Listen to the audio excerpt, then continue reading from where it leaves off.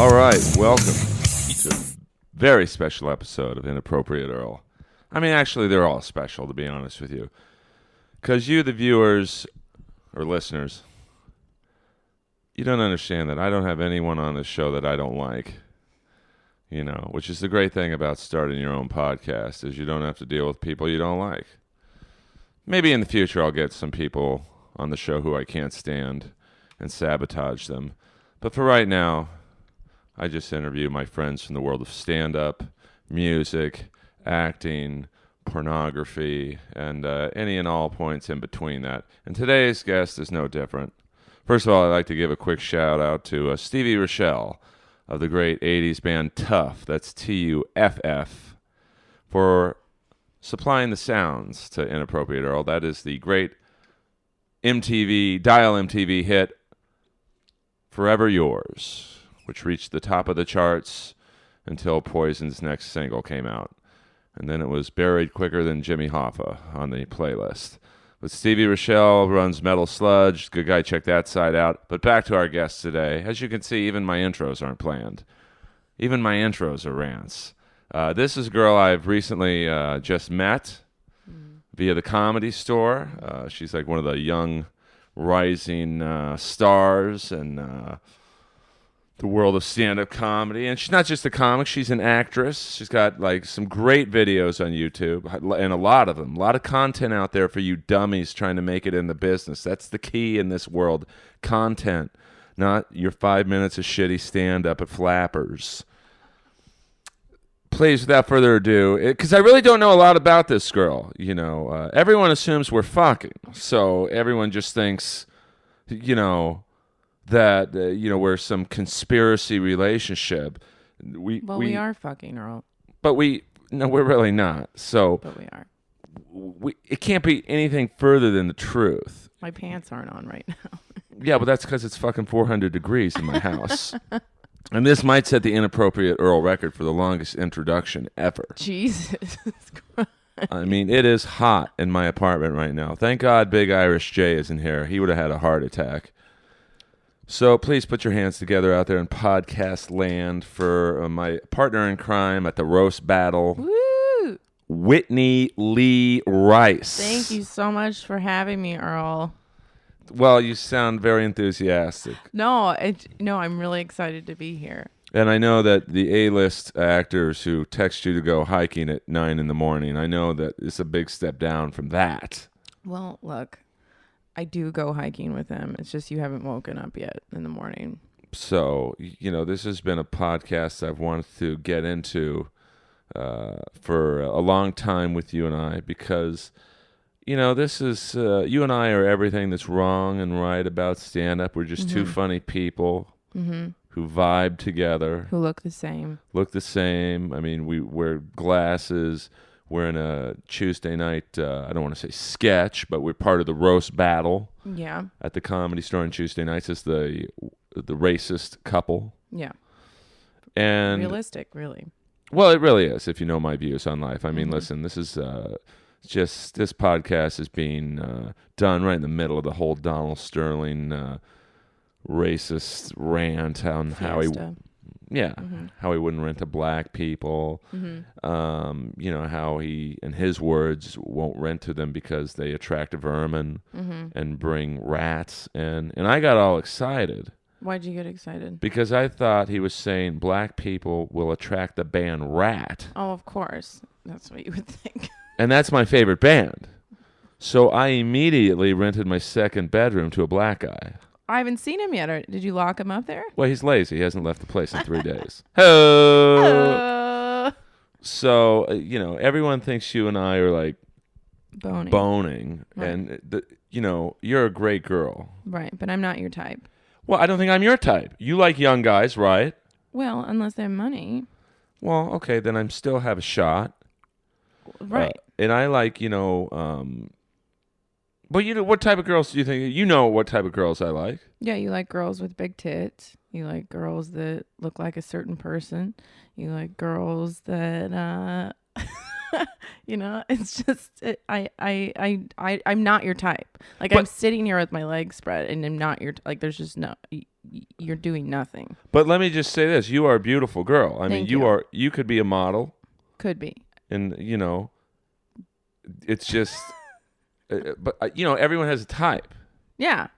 I mean, you like I would say younger comics, or not comics, but like younger men. I mean, I'm 19 years older than you. I mean, is it a problem for you? We haven't talked about this. We should talk about it. Is this a problem for you? Let's interview me for is a dating potential. But I could never date you. Why? Because I'm just that's too weird to me to be 19 years older, and we have nothing in common. You like that. Lana Del Rey, and I mean, I'd rather listen to Dean Del Rey, whose CD, by the way, is on sale at Cafe 101 if you're ever in the mood. Okay, great, thank you. Get the chopped salad and Dean's CD. And I love Dean. Dean taught me the ins and outs of the podcast world because we used to do a podcast together. Oh. And then people assume, you guys don't like each other. I'm like, no, I just got too lazy to drive up to his house. Do you not like Dean? I love Dean. I'm saying I got too lazy to drive up to his house.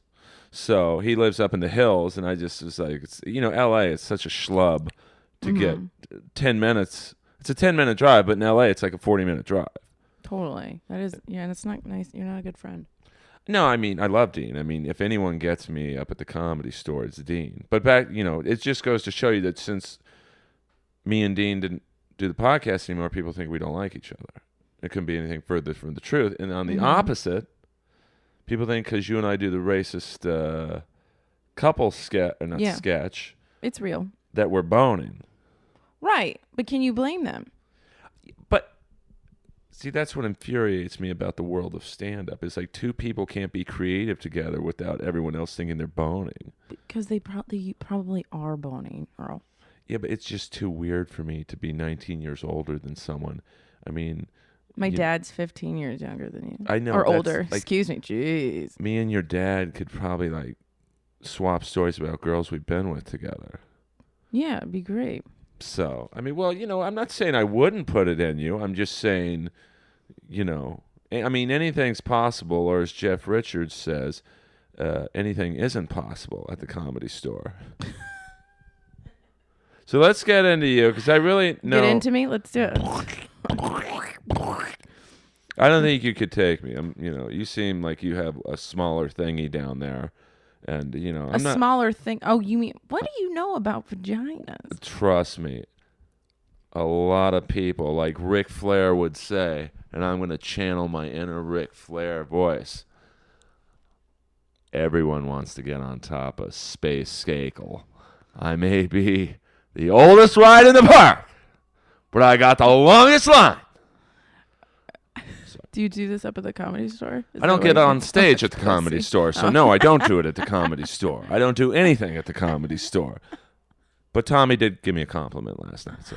Oh, congratulations. Hey, well, you're one of the quickest guys up here. So, but I'm still not going to pass you. Well, I think at this point, the odds of the World Trade Centers being rebuilt quicker than me getting passed at the Comedy Store is going to happen. But I'm not bitter or anything.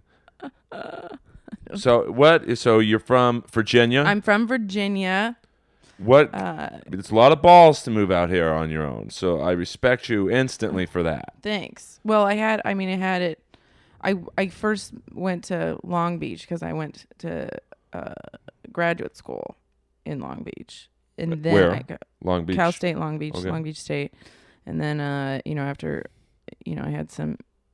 I was got used to Southern California. Then I moved up to LA to do this shit.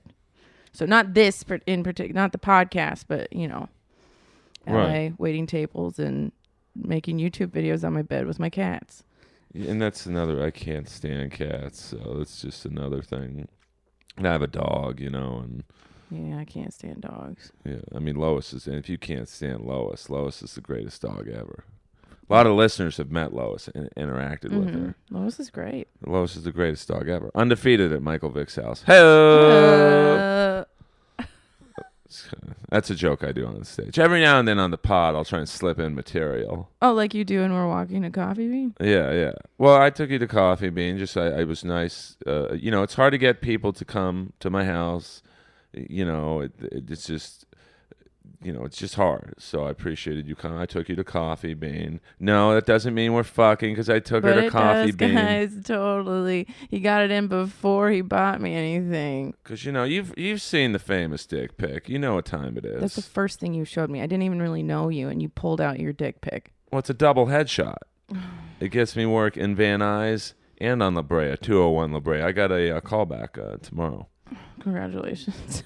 Not many Saturday morning callbacks. I'm a little concerned. I'll go with you if you need me to. It's not much I can do to protect you, but... Well, listen, I mean, it's a predatory business for men and women. Mm-hmm. I mean, I've been privy to some of the comics at the store hovering around you like flies over a piece of shit in the desert. God, I love that analogy. I mean, it must be hard to be a single woman up at the Comedy Store. It's it's like National Geographic sometimes, but it's fine. Like they're all my friends. I just think you just gotta put up the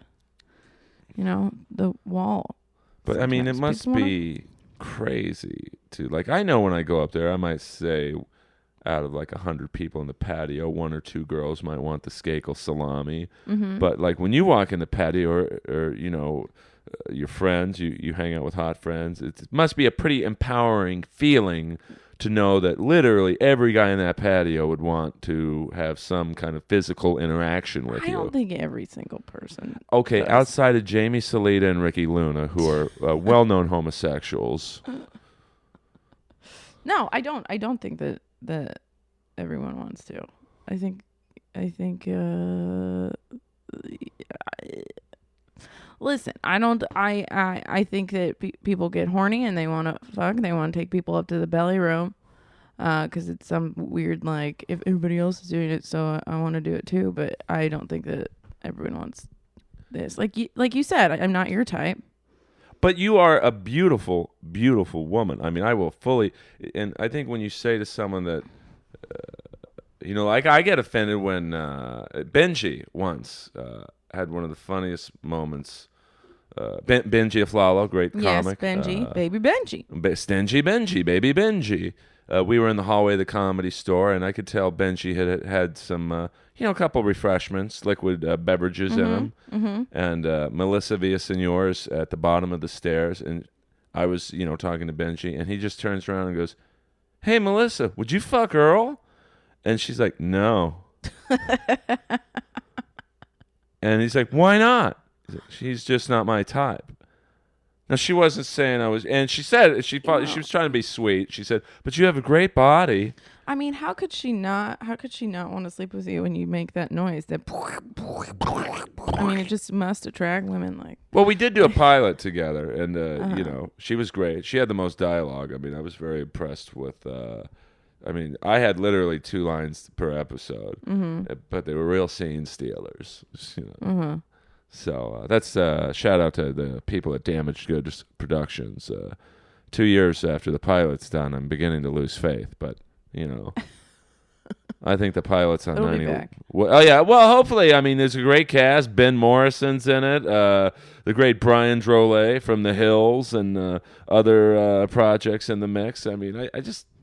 I would love to be on TV just so I could at least feature at Sal's Comedy Hole. I thought you already had that credit. Well, I headlined a show in the bathroom at Sal's. Congratulations. Listen, someone gave me, I don't know how, you feel when like someone goes, "Oh, you're a really pretty comic." It's like, well, how about I'm a really funny comic? I get that compliment all the time when I'm in a shitty bar show or I seem to excel in rooms that aren't traditional comedy rooms, and someone will come up to me and say, "Hey, you're the Dane Cook of shitholes." Jesus. And it's like they're trying to compliment me, but I really don't take it as such. What don't you like hearing after a comedy show when someone's trying to compliment you or they think they are? Did you write that? Right. Did you write that? who else would be fucking writing it? I don't know. The saying like you're really pretty or saying, oh really, you do comedy, that whatever. But after I get off stage, the number one thing that bugs me is when people say, do you write your own material? And probably the second thing is that if I make some sort of sexual joke on stage, people think that it's okay to be super raunchy with me and like touch me afterwards. And I don't know where that plays in. I don't know. Maybe I am opening it up for sexual harassment, but I'm just kind of used to it at this point. It's like oxygen. Well, you Just are gonna- very nice to everybody, and I think I know I'm comics. trying to be more of a bitch. Though. Well, I mean, you have, I mean, if you want to last in this business, you got to be a little bit more of a cunt. Just yeah, because. I'm working on it. Well, you'll get it. You're 2 years into stand up. 2.5. 2.5 years. So I would say about the 5-year mark. Well, you'll have made it by then. I just get this vibe from you that you're going to be the next Whitney, and I mean that as a complete Cummings? compliment. Oh, absolutely, and I mean. Well, hopefully we'll get a show canceled or two. 2 shows, maybe. Well, I Just think one show canceled. I would. Let me say this right now, and if Whitney's listening, Hi, Whitney. I would love to have Whitney's failures because they're better than my successes. Amen. Everyone gets shows canceled. I mean, so I would love to have a show canceled because that means you got it on the air. So would I. So I mean, there's a lot of great shows that get canceled that shouldn't, and there's a lot. Like I had no idea to this day how CSI Miami was on for like 15 seasons, and Miami Vice lasted 5. So it's just, I know that's way before your time. Yeah, I have no idea what you're talking about. But that's the thing. This is why I could, I might be able to throw it in you one night. Totally. For just quick, meaningless, not meaningless, but the ass. a one night. I'm not into the ass. Well, because and a lot of people I know it says a lot about you. Especially living in West Hollywood. I mean, I am not into the ass. I don't believe that. I don't believe that you're not into the ass. First, my dick is too big. That means nothing. Yeah, well, let me bend over and let's see how nothing that means. I've been trying to offer this whole time. Should I do sound effects on the show? I'm turned into the black guy from Police Academy, Michael Winslow. But that's another reason. Like, I'm at the point where if I have sex with someone, I have to like feel like a common like a bond. Like, it's like we tried to talk music the other night, and you were talking about Lana Del Rey and Rick Ross. And I was like, Rick Ross. I was like, he was, The fuck is Rick Ross? Yeah. Isn't that the guy with the beard in the Beastie Boy videos? And even last night at dinner after the roast battle, and I don't want to name drop who we were with. They might not want to be associated with us after last night. Hey guys. But 2 very well-known comics, and then it was, we were at the Rainbow, and well, actually, I don't think they would mind. Jeff Ross, who has really been a big supporter of our characters at the roast battle, our way of life, along with Rel Battle and Brian Moses. Hey They've guys. really backed our characters. I mean, we do something that's, I think, giving back to the world. It's not traditional in terms of its entertainment form. Uh-huh. And frankly, I needed you because I was running out of. Basically, me and Whitney do a whites only racist couple character at the roast battle. Exaggerated. Yeah, it's completely exaggerated. It's like last night at the roast battle, we had 2 Clipper shirts on, and we had Brian Moses' parents right behind us, and we're insinuating that Brian looks like an ape. And his mom and dad are laughing. And, yeah, it was great. It's just so great family fun. I mean, how would you describe what we do? It's so over the top. It's so over the top. It's more so poking fun at racism and people that say things like that, so that we can laugh at the absurdity of that. It's bringing light to an issue in this country. I mean, it's not, well, especially after Donald Sterling's insanity. Right. Sounds ridiculous. I mean, I think what we're doing is almost like pro wrestling characters. Like, Now you're not going to get this reference because you weren't even born yet, but in the 80s and maybe early 90s, pro wrestling had these just completely insane, over-the-top characters. Like, there was this one wrestler, he's a huge, massive black dude, about 500 pounds, and he'd come out on stage with like almost like Kiss type of makeup on and a bone ring in his nose and a big moon painted on his belly, and he didn't talk. He just slapped his belly, and he communicated with his manager, Kimchi, who was this Asian guy dressed in a safari outfit. Mm-hmm. And this huge black guy would only wear a grass skirt. Mm-hmm. And his shtick was he was Kamala, the African giant. And it was so over the top that I don't think anyone in that crowd, outside of me, thought this guy's some savage animal from Africa. Right. And that's what I think our characters are. Totally, yeah. Yeah. I don't think there's a person in the room who thinks, my God, they're really racist. Oh, well, you got a guy with a unicorn hat on, and you got Josh Meyerowitz jumping up and down. Like a maniac. And last night, doing the tumbleweed across the stage. Yeah. A shout out to Josh Meyerowitz, who, for those of you who've ever been to the roast battle, it starts by the great Autistic Thunder. Autistic Thunder. On Twitter. I'll give out his Twitter handle, @AutisticThunder. Funny dude. This is probably the sweetest guy in LA comedy. He starts jumping up and down saying, battle, battle. But last night there was so much energy in the room. Yeah. He did a second introduction, and I've never seen him like the look in his eyes was like, someone tried to take his thunder, and he was mad about it. He pushed people out of the way.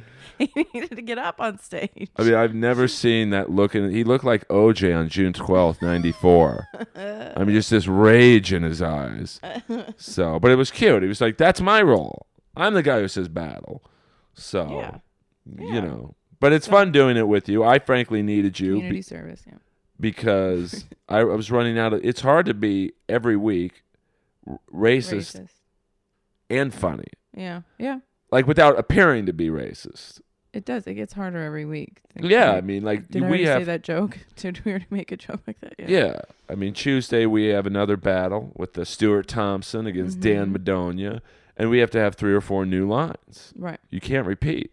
No. So it's just like, we got to start making fun of Jews or something, because I mean, we'll go down the line. There's plenty. There's going to be plenty. Oh yeah, well, it's hard though when it's 2 white comics, because then you just pray that the all black section is there, so they act like maniacs, and that helps us.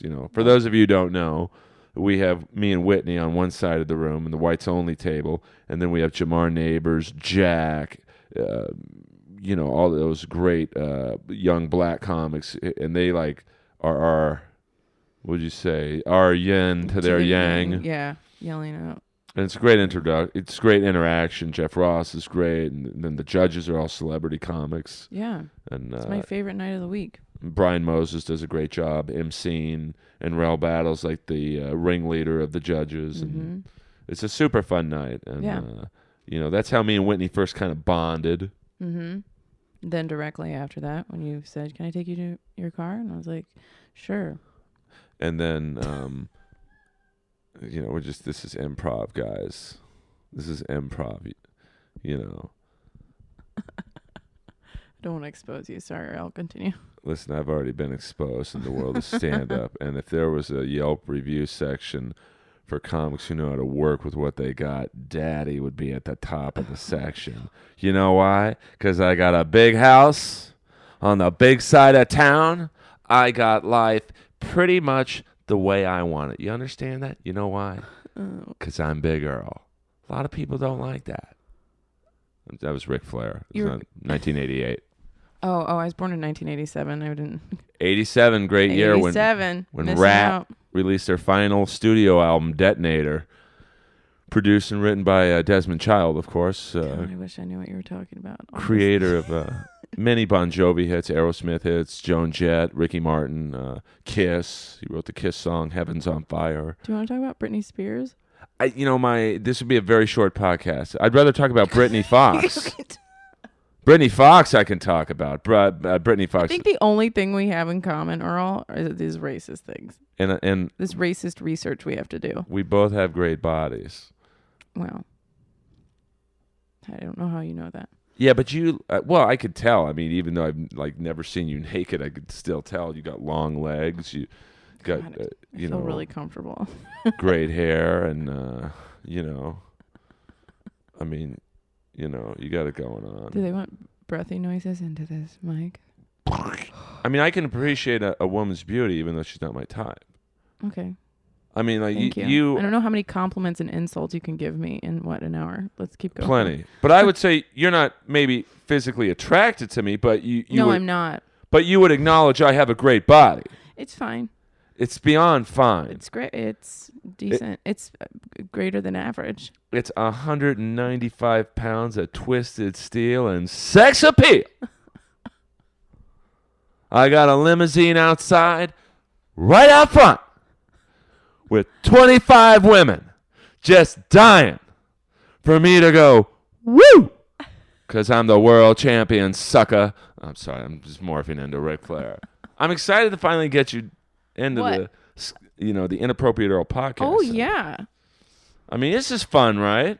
I'm having a great time. I know we're going all over the board, but that's the whole thing is I want it to just be an organic conversation. Yeah.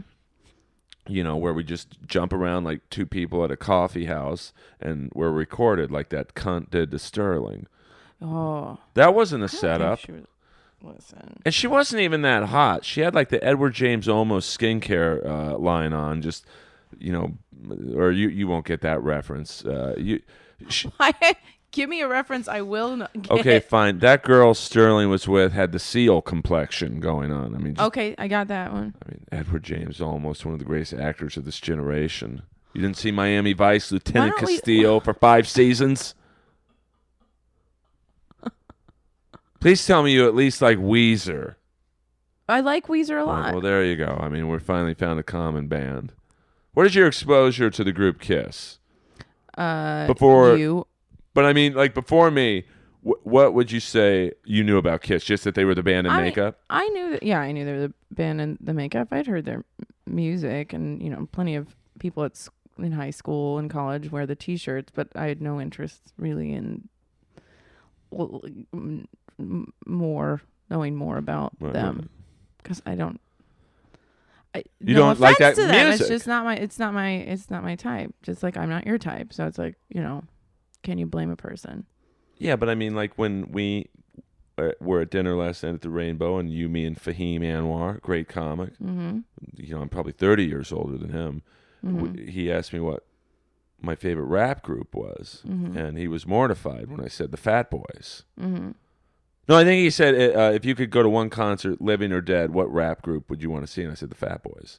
Right. Because one of them's dead. What a shock that a guy 400 pounds died of a heart attack. But you didn't even know who the Fat Boys were. I don't even know what you're talking about. I don't know what we've been talking about for the past 20 minutes. I don't know any of these names. I was born in 87. Let's talk about Britney Spears, Backstreet Boys, and NSYNC, and I can get a train going real great. Oh, I bet you could. Mm-hmm. I see that your phone blowing up last night with texts from various comics trying to put it in. I won't name names, but I mean, my God. I mean, comics are animals up there. You're in leather pants. You're at the Clipper shirt, which was provided by @JordanLee. Thank you very much. Thank you, Jordan. Yeah, because, Clipper shirts, I don't know if they were sold out or every store pulled them. But no store had Clipper shirts anymore. A lot of Galaxy shirts, but I don't think Donald Sterling owns them. Maybe a classic. Collect them like Beanie Babies. By the way, for those of you, and I get a lot of the repeat listeners, the gangbang story I told about 12 episodes ago, I dropped a girl off at the Sterling Plaza Hotel. So Donald Sterling had a big influence in my life, but it's another story. What's your favorite thing about doing comedy in L.A.? My favorite thing about doing comedy in L.A., we're talking about... And I'm being serious. Yeah. No, I'm being serious. I love the people. I love that everybody's a bunch of weirdos, including myself, and I can be myself, I feel like acting, going into an audition or even just going out to dinner with, what industry or whatever, I feel like I have to put on a bra and makeup, and I just feel really uncomfortable. But with comedians, I just feel really at home. I like being myself. I like being able to write and get on stage when I want. And yeah, it's a great world. It's the Lost Boys. I feel like I'm part of the Lost Boys. Lost Boys, starring Kiefer Sutherland and Jason Patrick. Sure. Guy I gave I used to work at Sports Connection in Santa Monica. I gave him a free membership. So giving, Earl. I was like, oh my God, you're the guy from the Lost Boys. Here, I just gave him a lifetime membership for free right in front of my manager. You know. Wow. Well, we did that. It was part of the perks. You know, I mean, the Sports Connection which was the gym where the John Travolta movie Perfect was filmed with Jamie Lee Curtis. But now is your middle name IMDb? I'm just like, you've got. No, my middle name is not working in the world of comedy. I do have. You are on IMDb, as am I. How many credits do you have on IMDb? I mean, if you want to count background actor on Mad Men as a secretary, but John Hamm did touch my shoulder, so that's a whole credit in itself. Well, I don't know the show, but so I'm assuming he's the lead actor. Yeah, yes. Do you know who John Hamm is? I know who Mia Hamm is, but I don't know who John Hamm is. Okay, let me. Can I talk to you about some things that you might not know? Listen. This is your episode. Do you know anything about Even Stevens? That's So Raven. I know a thing. I know a lot about Steve Stevens, the guitar player from Billy Idol. Great guitar player. God, the age gap between us. AIDS has nothing to do with it. Well. Oh, did you say age gap or AIDS gap? It's both. Okay. Mm-hmm. Well, hopefully I get the Magic Johnson form. Ooh. Versus, say, the Rock Hudson form. Yeah. You can hope and wish. You'll get what you want. Because you're so kind, you'll get the type of AIDS you want. I mean, I try and be nice. So far, it hasn't paid off very well for me. Sometimes I wish I was more of a dick. Well, maybe we can work on that. I can't. It's just not in me. I've tried a few times. It's just not happening. I'm just too nice. Even with people who fuck me over, I'm just nice. You know, because I believe in mental warfare. You know, you can't. If you're nice to everyone, they can't talk shit about you. True.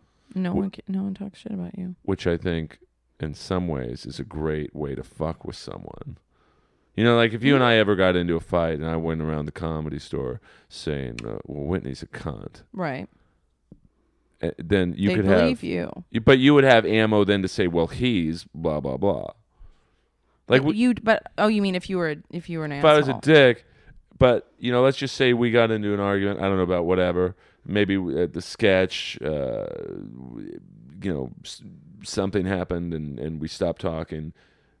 Silence to me is a better mind game. Okay. Because then it just, Oh, you do think about these things.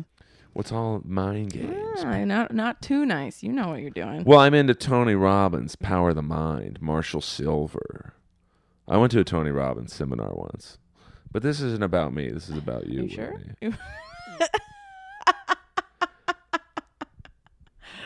My middle name's Twat. So, Whitney, listen. I know you got a lot of questions about me. What do you want to know about me?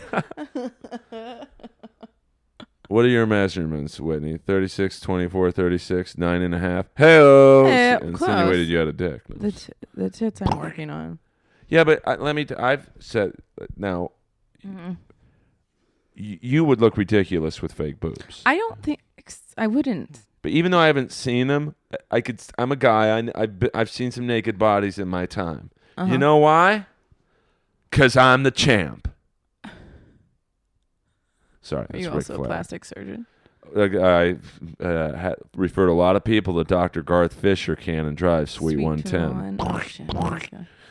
You have no fat on you. So, that's so sweet, but I do. Well, and it doesn't matter.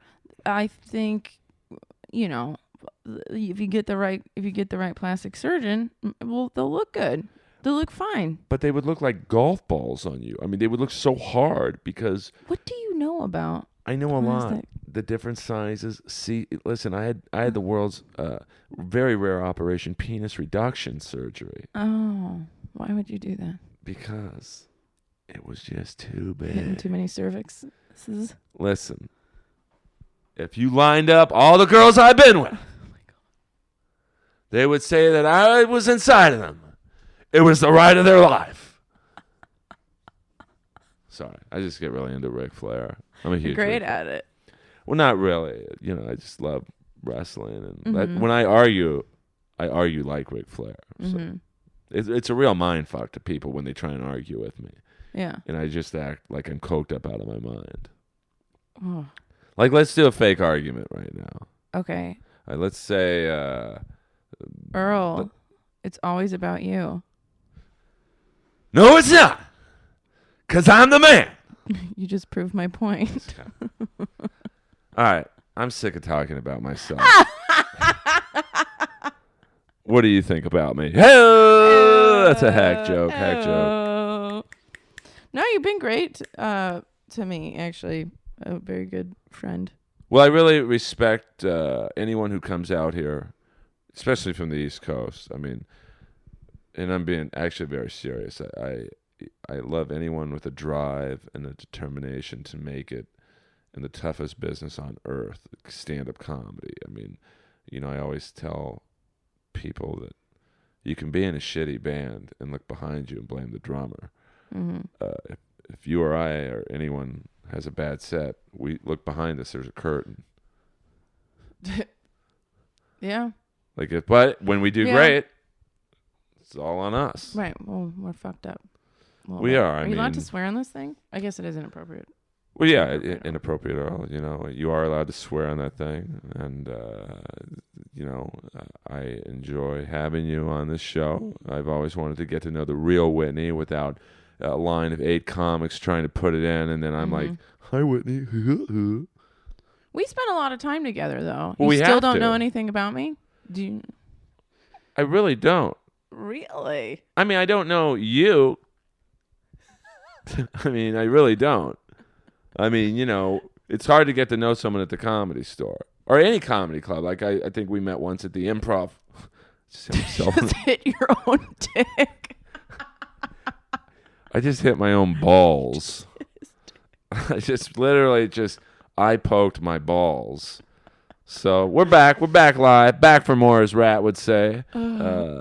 But it's hard to get to know someone at the Improv or any comedy set. Like last night, we've got Fahim, Virginia, Jeff Ross, Dave Attell, Ron Jeremy. I mean, I just love L.A. Like last night, we're at the Rainbow, 2 a.m, and Ron Jeremy just walks in, and it's like with his dick bulge. He had a sits huge down. bulge. And everybody's like, "Look at your bulge." And he's like, "There's no bulge." I was like, "Ron, Yeah. how big is it?" And he's like, "How much do you want me to take out?" Like his dick comes in sections. And I think he thought I was giving him shit until I mentioned the great cameo he did in my favorite movie of all time, 52 Pickup. It was a very good movie. It's along the lines of Fatal Attraction, blackmail, the great Anne Margaret, Roy Scheider, the best bad guy in the 80s movies, John Glover. That's on my bucket list to meet John Glover. You could teach a seminar at Cal State Northridge on 80s. Yeah, I mean, I'm working on teaching a class at Santa Monica Junior College next semester about the band Kiss. Okay. It's going to be called Kisstery. Hey! These are the jokes, folks. So, so you're from, but I'm getting back to, I mean, this is, I mean, if you want to. I'd like to. I really don't. I'd rather talk about me. I actually, have no idea. You can just leave the room. Winnie's going to leave. All right, Winnie's gone. So, Earl, what's it like being so funny and completely unknown? It's tough. I just keep trying, and, Earl, you're so likable and everyone likes you. What are your secrets? I'm just a good guy. Oh, Whitney's back. She's back. Here. We brought her back. Back for more, as Rat would say. You gave him an inch. He took you a while. Sorry, that's my Stephen Piercy. We've hung out a lot because of the roast battle. And I don't think you've ever asked me any of these questions. And we hang out all the time. You don't know anything about me. Well, I know you're from Virginia. Yeah, that's about all the bases we've covered. I know you have a lot of videos on YouTube. That a lot. 118. Right But that's now. great. I mean, I've got like 6. You have 6 YouTube videos? Yeah, but they're more stand-up and like my... I mean, like, I really think that how you're going about it is the right way. You're putting up content. The industry can look... the industry, for whatever reason, looks up my name on YouTube. They'll see 6 stand-up videos, but if they look up your name, it's, oh my God, this girl could do this, she could do that. You're going about it, in my opinion, in a very smart way. Thanks. Some of it's shit, but you think you got to put up your shit just so, you work it out. But yeah, YouTube's been good. It's been, it's a good platform to experiment with stuff. And you just bought a new camera, so I just bought a new camera. I'm so excited about it. Her name is Carol Burnett. I'm getting the lighting set. You can also, just be a well-oiled YouTube machine. Listen, and you make it on YouTube. You're stuck there. Not to the workaholics guys. That's true. Yeah. They got on comedy. You can get your way out somehow. Yeah, but I mean, you have this classical beauty that. I could definitely see a casting director going, she could be in Mad Men, even though I don't watch the show. I know the look you could be in Boardwalk Empire, you did that Stars promo thing where you like played some Queen and you looked great. And, all I have on YouTube of me, my acting reel is my throw up scene in Benchwarmers and my Doritos commercial. A Doritos commercial's not fucking around. I took it Did to the you next eat any level. of the chips? I literally have not had a Dorito since that day. Oh, I bet. It's totally like, in the 70s, they used to have this thing called Schick, and it was it was like a Jenny Craig place, but for people to stop smoking. Mm-hmm. And their whole thing was to get you to smoke so many cigarettes, they would have you in like a recording studio box where you literally would just smoke cigarette after cigarette after cigarette, and you smoke 100 cigarettes, and you're in this room that no air filtration, and most people would quit after one day because they were so disgusted. And that's how I feel about Doritos. How many Doritos did you eat? We had to eat like 4 bags. Oh, each? No, all 3 of us. It was 3 guys.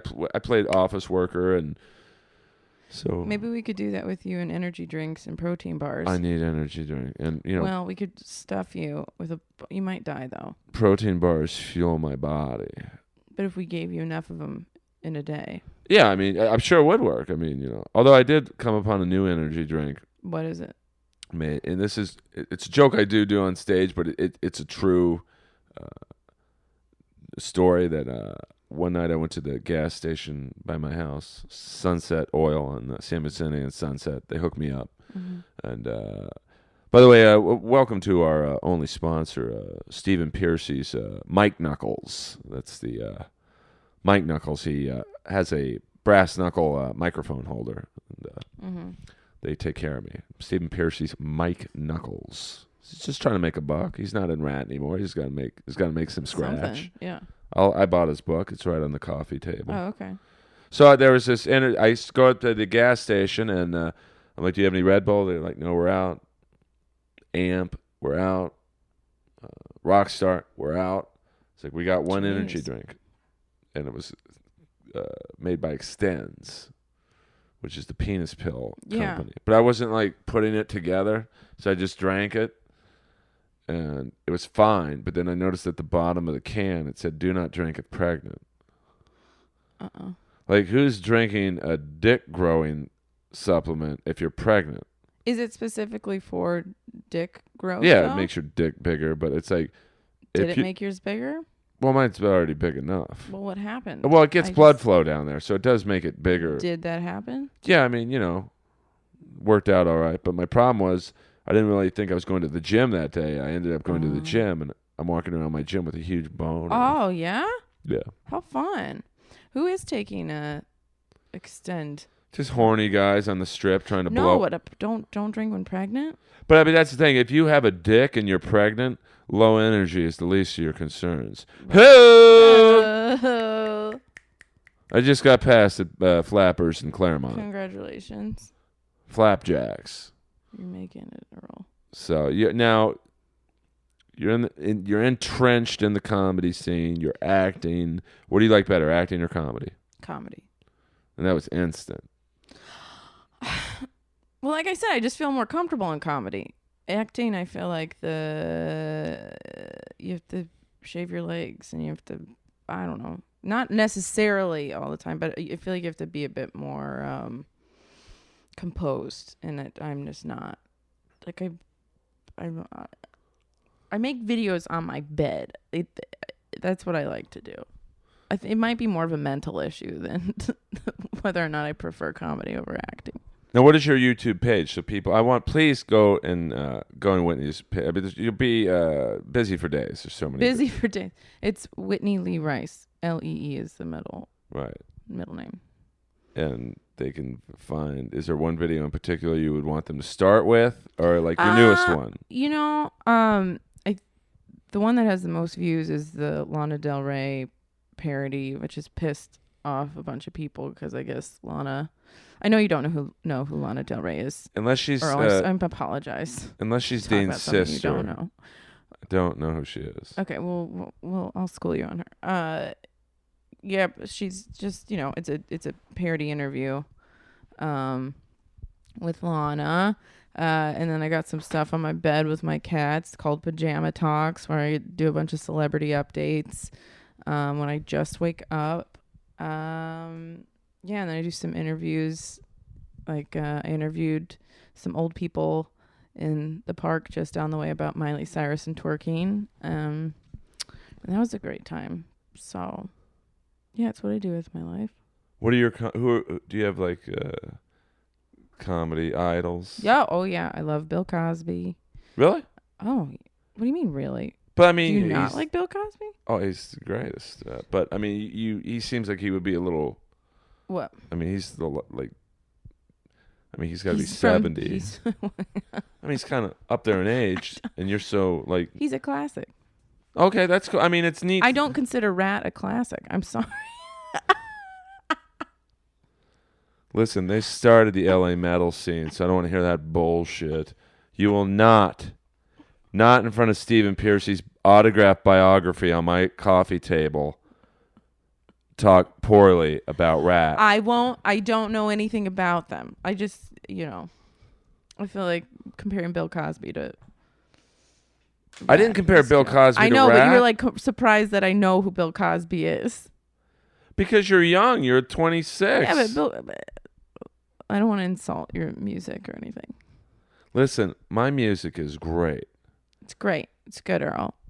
It's great. Anyway, Bill Cosby, Louis C.K., Maria Bamford, Carol Burnett. See, I love it when I see a younger person such as yourself pay homage to I love the Carol Burnett show. I mean, that was one of my favorite shows.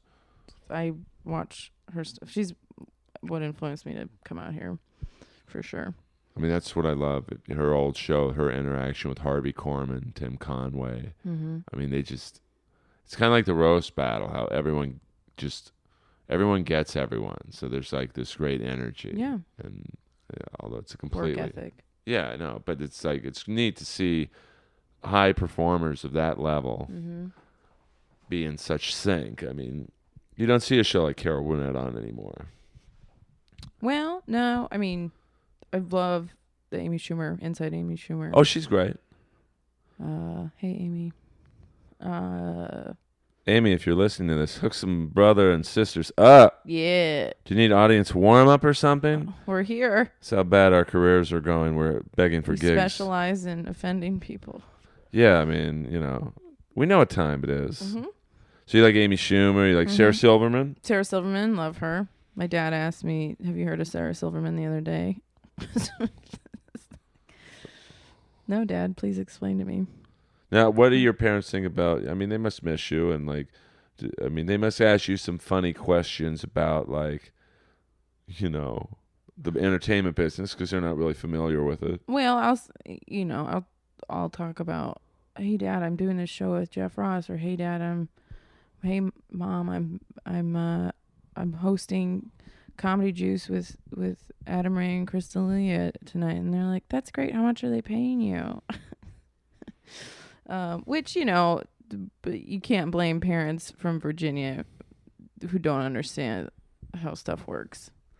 But and they think like, why haven't the first year was hard because they thought, oh, in 6 months, is how quickly this process should be. You should be doing just fine in 6 months. It doesn't take, for some people, it takes 6 months, but I'm not sucking dick right now. So maybe in the future. I know. Yeah. Well, I tried, Earl. I mean, I would let you, see my pork sausage. I've seen it. Well, everyone's seen it at the Comedy Store. Are you picking a scab on your wrist? My AIDS. Okay. Well, watch Philadelphia backwards. They all gain weight. Hey-o! Did you say that?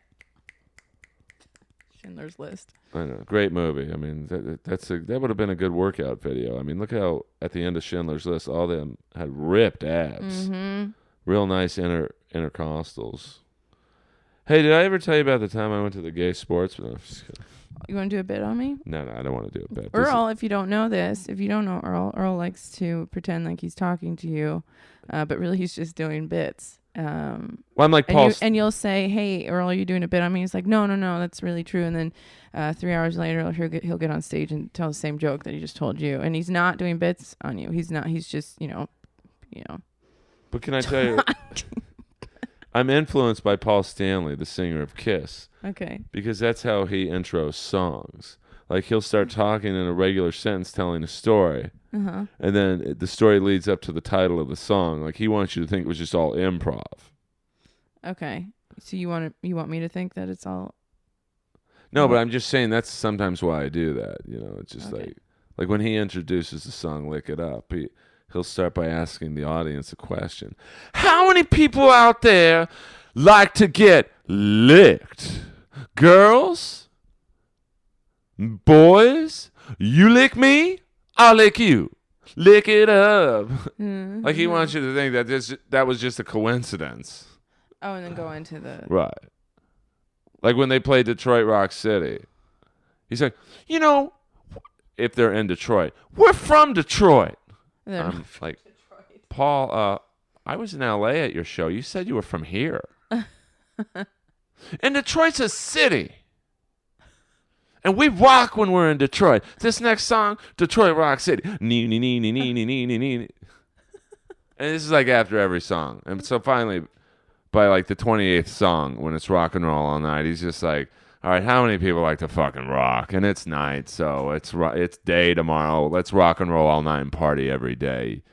Now go buy some fucking T-shirts at the merch booth. Sorry, that was me getting real for a second. I recognize. Keeping it real. Hey, do you want to do the unaired poem we did? Sure. Which version, though? Well, let's do both. Here's what we're going to do. See what people will think. Here's what we want you to do. We're going to do a, this is kind of like a deleted scene from a movie. Me and Whitney had this poem all ready for the roast battle last night. Mm-hmm. We decided it just didn't fit the energy moment of the show. So on Twitter, at either my Twitter page, at Earl Skakel, EARL SKAKEL, or at Whitney's Twitter, which is just at Whitney Lee Rice. Mm-hmm. Tell us which ones you like better. All right, let's go with the first version. Okay. Which is Rosa Parks. All right, so ready? On 3. 1, 2. We're going to say it at the same time? We're going to say it at the same time. Why don't we do the Okay, I'll say it first. You do this. Okay. Okay, this is the poem we wrote for the roast battle last night. This is version 1. There are 3 versions. A lot of industry was in the room, but it didn't fit. The show was just too crazy and it was just too long. All right, here's the first version. Poem. Okay, go ahead. Rosa Parks was red. Violets are blue. Sammy Davis was nothing but a stinking Jew. Great. I hear the applause. Okay, here's the second version. What was the second? We were going to say the... We're just Rose... Right. Okay. Yeah. Okay, we'll do that part. No, we'll do L.A. Rosa Parks was red. Louis Armstrong played the blues. And Sammy Davis was a no-good black Jew. Okay, now... here's the third one, which is real... Just do the roses are red, violets. Okay, and then I'll end. Okay, ready? Roses are red. Violets are blue. And Abraham Lincoln fucked up. I don't know why that's my... So go on Twitter, both of our Twitter pages, and that's a sample of what me and Whitney do at the roast battle. And we don't believe anything that we say. Oh no, but I mean, although basically what happened was, originally in the roast battle, it was just, it's just comics in there, and it was just a thing to do on Tuesday nights, and I just started sitting in, and I thought, wow, this would be really funny. There's a lot of black comics in the room if I just started playing this out of control racist heckler, and it's really not based on anyone. It's just. It's based in particular on one uncle I had growing up. He was just out of control. And my father. And your father. In the 70s. This was Bel Air in the 70s. And my uncle was just, he was like of Donald Sterling's age. And that's just just a horrible era for race relations. So, I started just doing the racist heckling thing. And then it just exploded into this, and what I love about our characters is, if you notice, the black comics always laugh first. Yeah, because they know we're kidding. So it's fun for us to do. And so vote on Twitter for which poem you liked better, and we might say it at a future roast battle. Yeah. Yeah. Or we might Definitely. Vote for the last one for sure. Yeah, I mean, but vote for the first one, because that's the one I came up with first. But, we'll see. It's not a competition. We're one, right, Earl? Listen, whatever, we are one, so, I want you to do well. Because if you do well, I do well, and vice versa. If one of us bombs during the roast battle, it's on both of us. It's both of us. So, we have to root for each other. And then, hopefully, when the show gets picked up and they're like, hey, we love everything, but the racist stuff have to go. Especially. So we'll start our own show. Yeah. Where it's just us. In a room by ourselves. Kind of like right now. Yeah. Where we're this is it right now. Where we're just reading names off the racial slur database. Yeah. I can't believe I found that. I know. No, I've seen that before. It's like, I just think it's funny. White people have 12 names. Mexicans have around the same 20 names, and then the black section is 800 pages. Yeah. So I mean, as my good friend Tony Hinchcliffe said, this is Tony's joke, who did great at the battle last night. Yeah. And Jesus Trejo, awesome. Jesus. Tony said, Earl, there's only one race, the Boston Marathon. Hey! So, Tony. So, Whitney, what's next? I know that we got the roast battle again every Tuesday, but you got any good gigs you want to plug? This podcast will air today. I've got some stuff coming up on YouTube that I'd like people to check out. I've got a new series called Advice by Whitney Rice. Really important tips to live your daily life. There'll be no more than a minute long, so I made it short and sweet, so you don't have to look at my face for too long. That'll be out. I think we're doing that on Tuesday, so that'll be on my YouTube page and Twitter. And I'll be around town doing some mics and some shows. Comedy Store, or the Comedy Store Tuesday we're doing. I have a set at Echoes Under Sunset on Wednesday. Oh, cool. 8 p.m. And what kind of comedy style do you have? I saw some of your clips on YouTube, and I got I love the delivery. It's kind of dry. Now, tell me again why you like my delivery, Earl. To be honest with you, you reminded me of a female me. Ladies and gentlemen, Earl's cake. Your delivery is kind of you. sarcastic. I understand. It's like you. Listen. If someone says your delivery reminds me of mine, that's a good thing. It's dry. It's sarcastic. A lot of times it's storytelling. And it's true stories. True, of course. I mean, about my dad breaking my wrist, becoming a professional escort. Well, that's not true, but unless you start answering some of these A-listers' texts to go. Now, I want to bring up something, and Okay. I'm a father figure to you and some of your friends on the comedy scene. I like to give advice, not comedy advice. I will never say, hey, do this joke here, because I don't feel I'm good enough of a comic to give you that advice. That you should go to Dave Attell, Jeff Ross, so on and so forth. But, you know, I like to give social advice. Okay. And, because, you know, before I started doing comedy, you know, I used to run with a real wacky crew of guys. And there's no scheme or scam I didn't see. So when you show me these texts of a very A-list, I mean, I'm not going to say his name because good, because he might listen to this. He might. Maybe, you don't know. I mean, I got my finger in the air. And there's more than one Earl.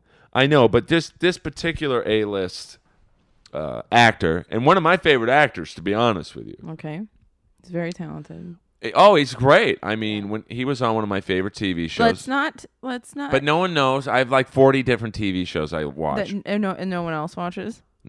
Well, no, this one is still on the air. It's a series. Okay. I'm not going to say who the creator of the series is because that would give it away, even though he has like 70 TV shows on the air. And no, it's not Jerry Bruckheimer. I mean, you know. This particular A-list actor texts you one night.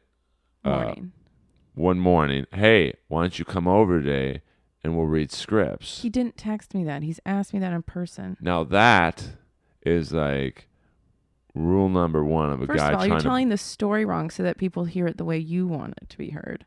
That's not what happened. You tell the story and I'll chime in. First of all, he invited me to an event, sitting VIP in the audience. He said, is Whitney here? I said, yes, I'm here. He said, you're so funny. I love your videos, especially the ones with the cats in them. Okay? 1. Thank you.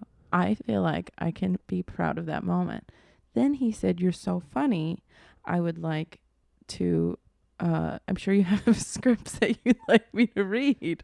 Don't you fucking laugh? And I was like, absolutely. I tell this to Earl, and then Earl's like, that's not that. He's just, oh yeah, Whitney, oh yeah, of course he wants to read scripts. He just wants to fuck you. Listen, I said to you, my exact words were, by the time you hit page 2, his dick will be out.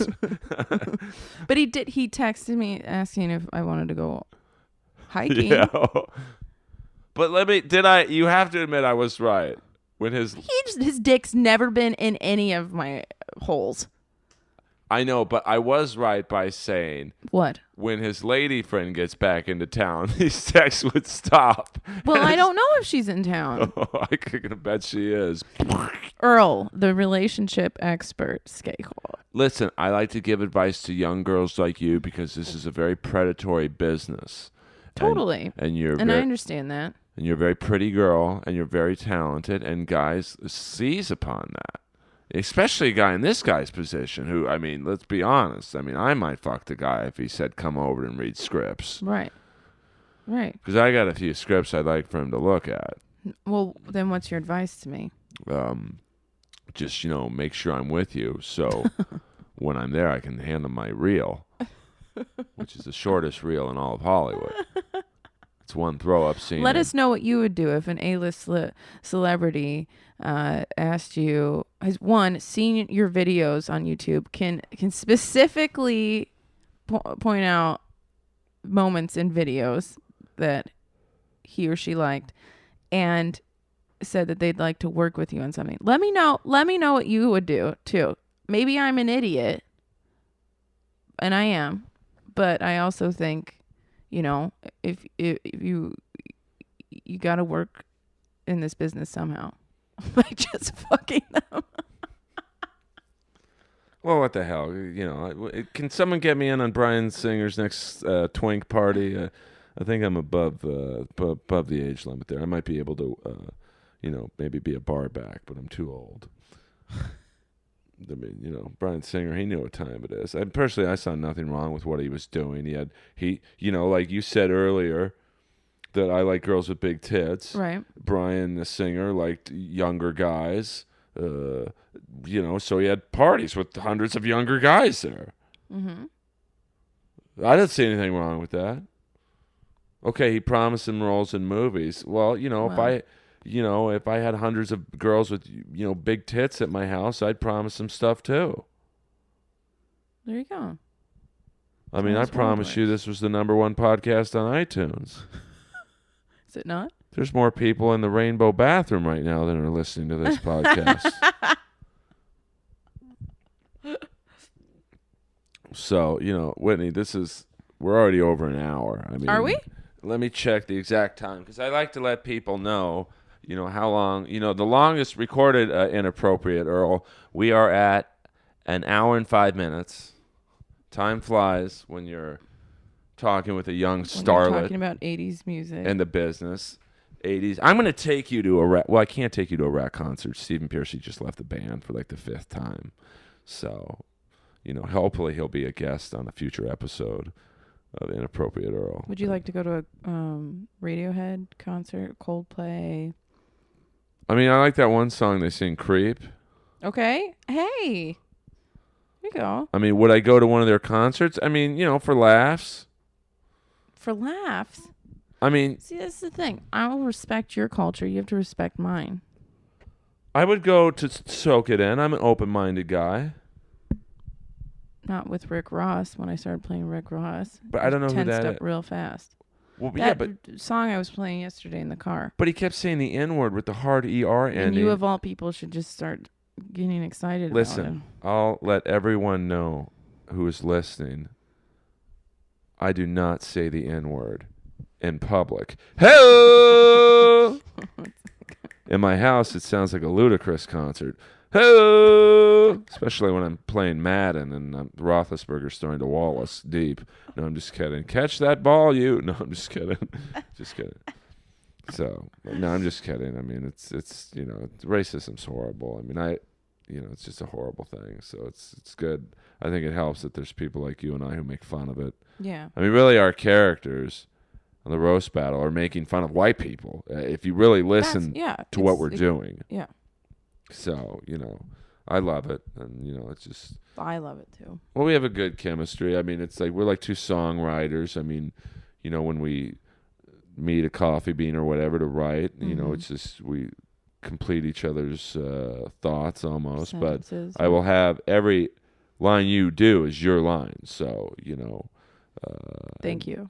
And that's, I know that's annoying, and I get annoyed, too. Like, no one asks you if that's when I first started. I used to do a lot of shows with Ian Bagg, and Ian Bagg's like one of my if not my favorite local comic, and he's a big star all over the world. But I call him a local comic. Just he's a friend. Mm-hmm. And when I was doing shows with him, when I was probably 2 or 3 years in, any funny joke I had, people would be like, "Did Ian give that to you?" And I was like, so people did do that absolutely. To you. Okay.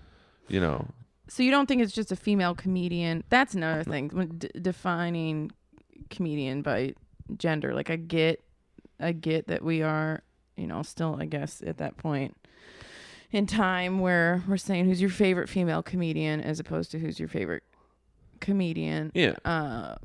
But I feel like we can move on from that. But I guess I assume that people don't think I'm writing my own stuff because I've just started, or because I'm, especially at this roast, I've been asked several times if I write my own stuff. Oh no, you're very more than capable to write your own stuff. So I don't.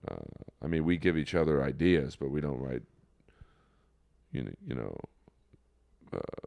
Everything's yours, and I guess all my lines are mine. I guess. But even like for the road, that's why I brought you on, frankly, because I was running out of things to say without kind of just appearing to actually mean what I was saying. So I was like, I need some help. And then I met, we really weren't that friendly with each other. We'd be cordial. And then we got to know each other a little more, like just talking longer and whatnot. I mean, it's hard to talk to people at the Comedy Store, the Improv. So many people want to talk to both of us and interrupt us. But we had a 3-night run where we actually just talked about comedy and where got to know each other a little better. And I was like, she would be great to bring in as my like racist girlfriend. That would be great. Yeah.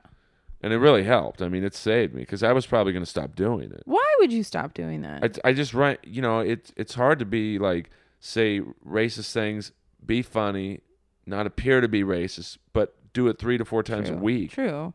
And, just you added such an element of, like Jeff Ross said, like, you soften the blow.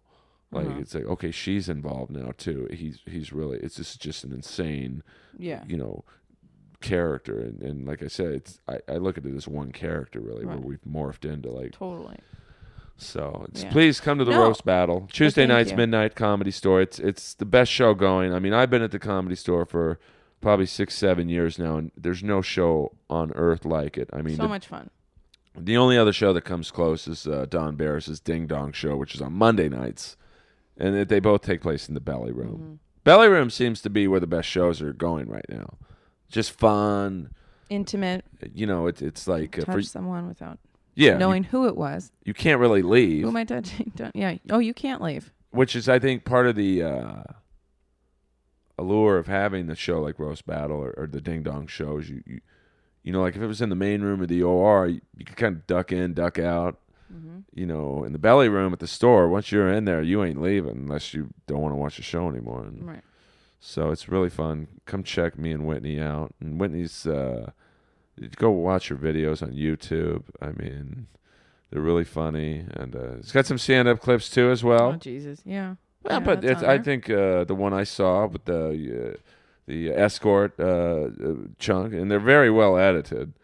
So thank you. Which is one, my videos are horribly edited. It's like my Chinese friend Slick did them, and I no longer talk to Slick. Why don't you talk to Slick anymore? There's just some weird things. Slick one night, he brought this like 12-year-old Filipino girl over to my house, and he's like, it's my cousin.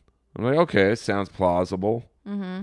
And then a couple weeks go by, and the cousin IMs me on AOL, and like, hey Earl, it's whatever her name was, I don't really remember. And she's like, I got to be honest with you, I'm not really Slick's cousin. And okay, that's cool. Maybe you guys are just friends. So I don't really answer or reply to that. And then the next IM was, I'm really horny right now. Oh I'm like, God. all right, this is, I got to like. And then she came over. Yeah, and then she came over and I gave her, let's just say I gave her. I can't do that noise. You gave her what? Let's just say I gave her a crash course in the industry. This A-list celebrity. So, the mind of an A-list celebrity, Earl. Yeah, well, I don't even think they have a letter in the alphabet for what letter celebrity I am. I'm like at the maximum of P level celebrity. Although people do come up to me and say, "Are you the guy in Benchwarmers? That was our favorite scene in the movie." So, well, there you go. But it also had a bad review. The film wasn't really critically reviewed well, and my character's name in the movie was Porta Potty Guy. Okay. And one review said, how good could a movie be with a character like Porta Potty Guy in it? It's like, it kind of hurt my feelings. Did it? God, you are sensitive. You couldn't be roasted. Oh, there's no way I could, do. I'm very too sensitive. I get into a fight by the second joke. What do you mean my hairline's receding? Fuck you. I'm going to put this out there. I want to roast you. I want to roast you. We would never talk again. We'd get over it. We wouldn't, because if you know things, the roast battle, you have to take it to a personal level, very, very, like, and everyone, that's the thing, especially at the Comedy Store, everyone knows everyone's skeletons, so you know the weak points. Mm-hmm.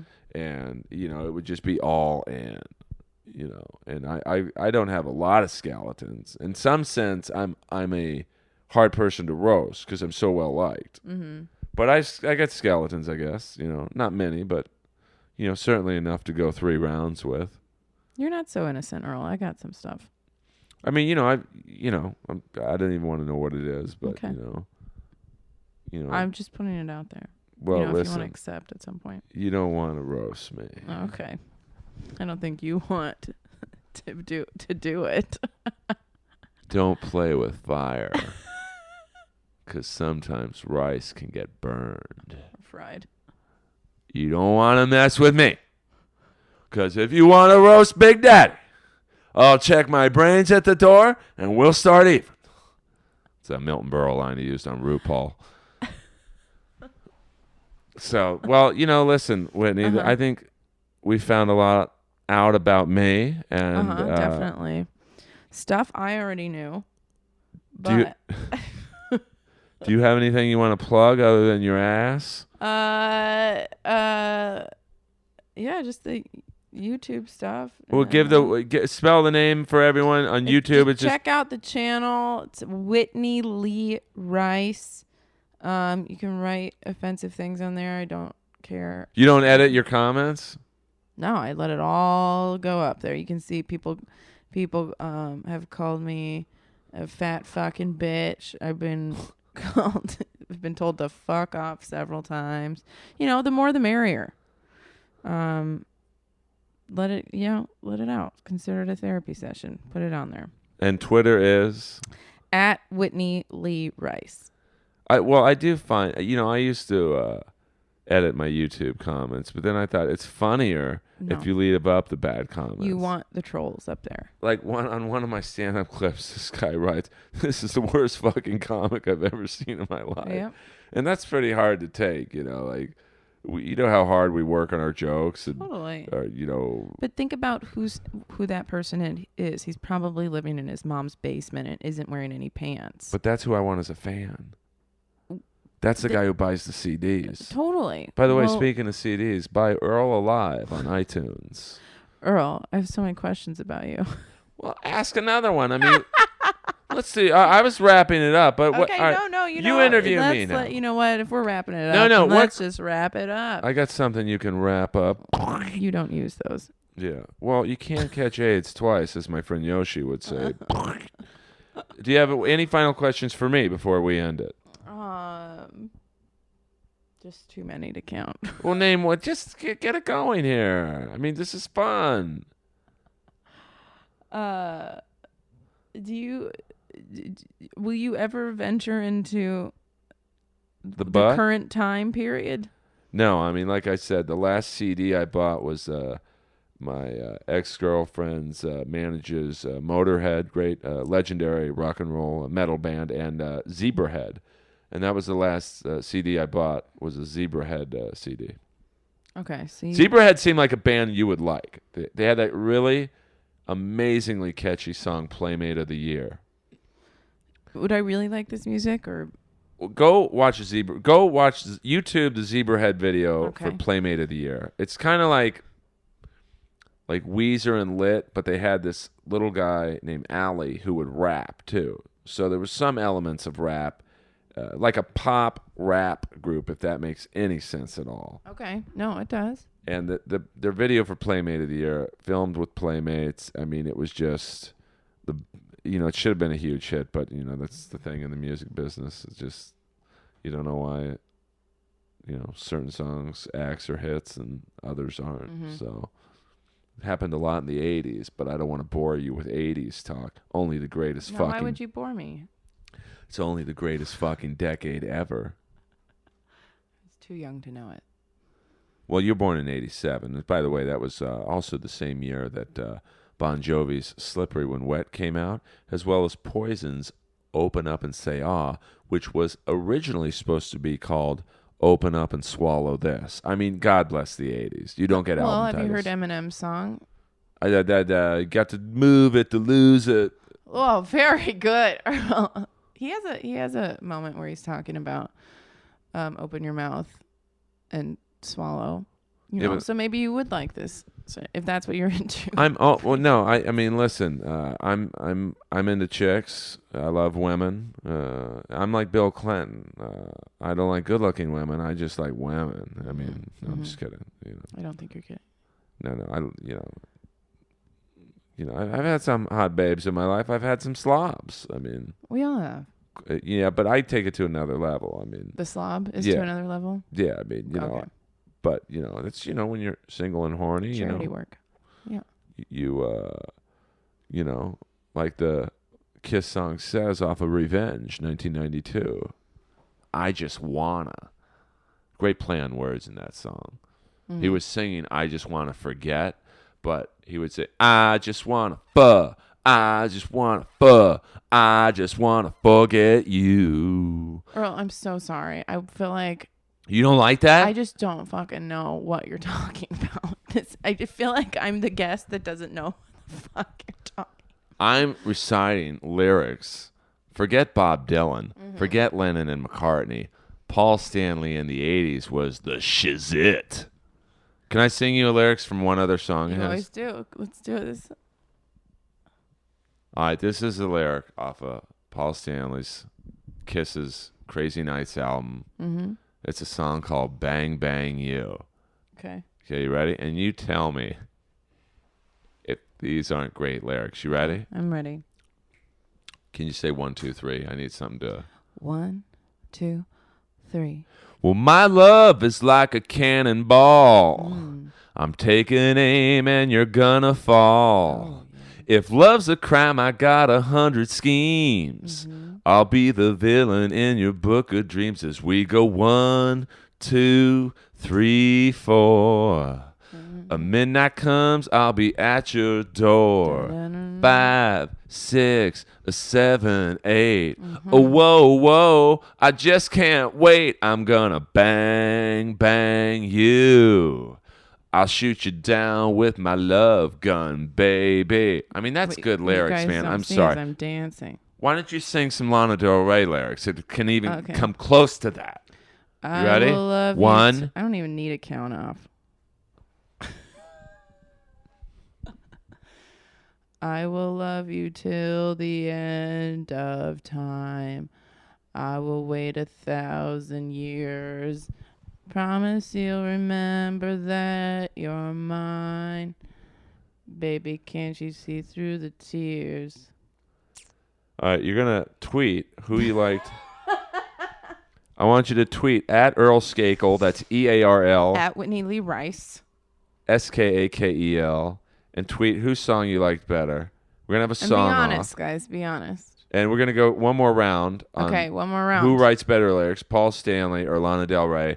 All right. This is off Kiss's Greatest Hits album, Smashes, Thrashes, and Hits. Okay. It's their song, Let's Put the X in Sex. Give me a countdown. 3, 2, 1. Let's put the X in sex. Original. Love's like a muscle and you make me want to flex. I said, let's put the X in sex. Keep me undercover, baby. Let me be your private eye. I'm under a physical spell. I'm a prisoner and your love is my cell. Once I get started, I can't stop. And now it borders like a rape, so I'll just cut it off. Okay, there. all right. Okay, so this is Lana Del Rey, video games. It's you, it's all for you. Okay, can I please get a countdown? I think 3 coyotes just showed up. May I please get a countdown? Okay, Lana on Del 3. Rey, video games. All right, quiet, rolling sound. 1, 2, 3. It's you, it's all for you. Everything. This is the worst fucking song ever. You want to? Let me play my part. Okay, sorry. Let's do it one more time. Okay. 1, 2, 3. It's you. It's you. It's all for you. Everything I do, I tell you all the time. Heaven is a place on earth with you. Tell me all the things you want to do. I heard that you like the bad girls, honey. Okay, and I think we've... That true? That's a good way to end Like our comedy careers. We might have to put this one in Pro Tools. I mean, what are you, gargling razor blades?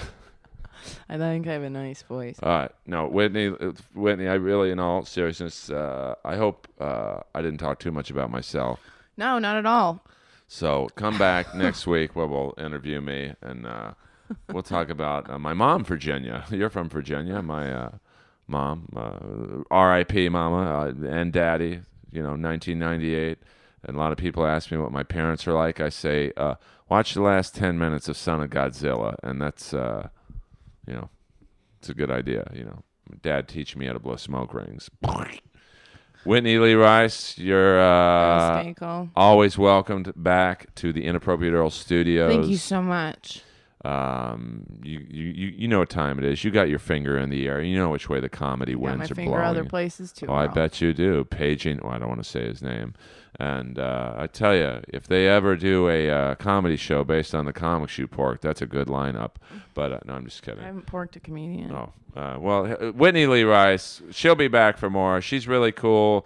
I appreciate her coming down. YouTube, Whitney Lee Rice, Twitter, @Whitney Lee Rice.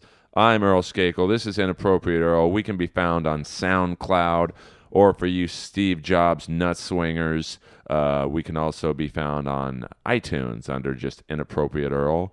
And one more time, I'd like to thank the great Stevie Rochelle from the band Tough for providing the intro and outro music to this. We're going to take you now to the guitar solo from Forever Yours. I'll be forever yours. You gotta believe me Earl, when I'm saying... Sorry, that's for another podcast. Can I have my pants back? Oh, Whitney, where's your underwear?